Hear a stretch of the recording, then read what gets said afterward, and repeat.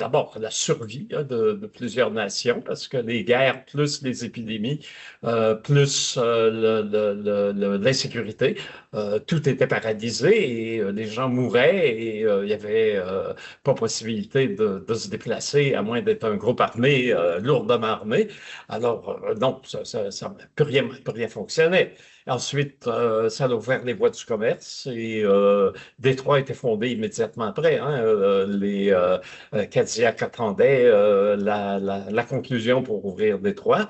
Et Détroit ouvert, c'est tout le reste, c'est tout l'Ouest, là, toute la traite des fourrures jusqu'au Manitoba, de ce qui est aujourd'hui le Manitoba, c'est ouvert là.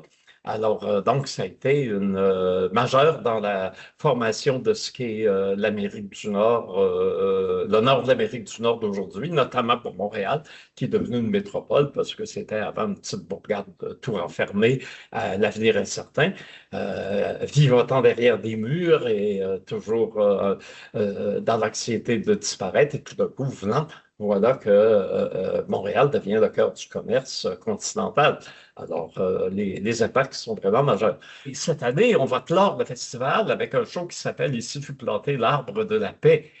Et là, c'est aussi un moment qui peut être historique parce que selon les artistes qui y participent, ces alliances étaient aussi basées sur des amitiés, des relations, parce qu'il y avait des tas de truchements d'interprètes, d'ambassadeurs qui parlaient les langues. Hein. Les autochtones parlaient le français, les Français parlaient les langues autochtones.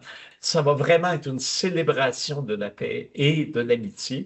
Et ça aussi, c'est un aboutissement de, oui, j'oserais dire d'il y a 325 ans, mais plus clairement des 20-25 dernières années.